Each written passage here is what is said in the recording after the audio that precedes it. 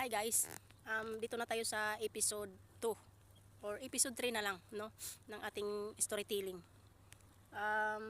Girls, makinig kayo sa mga iniwan dyan at sa mga nang iiwan, no. Gawin nating motivation yung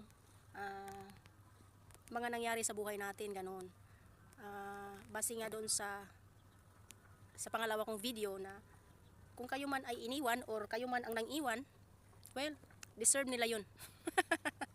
'Di ba? Kasi lahat ng mga pangyayari sa buhay natin ay may nakatakda. Oo. Tinadhana man tayo para sa kanila pero hindi naman pinagtagpo. Ano ba daw? Pinagtagpo pero hindi tinadhana.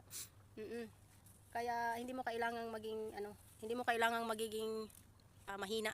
Mahinang nila lang.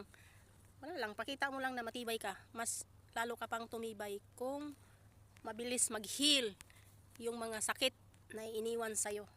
Oh. Anong sikreto? Well, ang sikreto is keep yourself busy.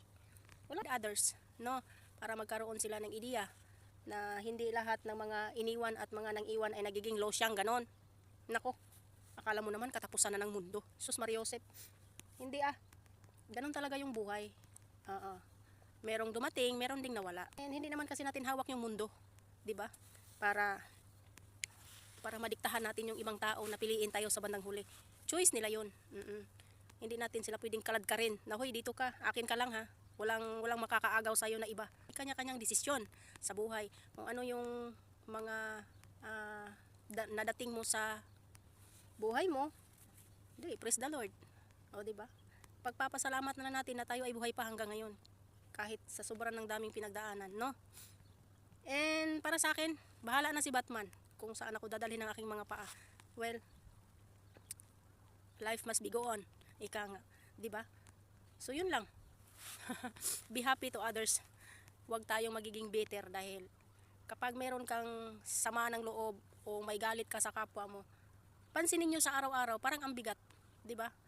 Oo. Hayaan mo yung mga tao na ayaw sa'yo. Hayaan mo yung mga tao na minamarites ka. Pinagkukwentuhan ka, ayaw mo pa nun, sikat ka, 'di ba? So yan lang po. To be continue na lang. Bye.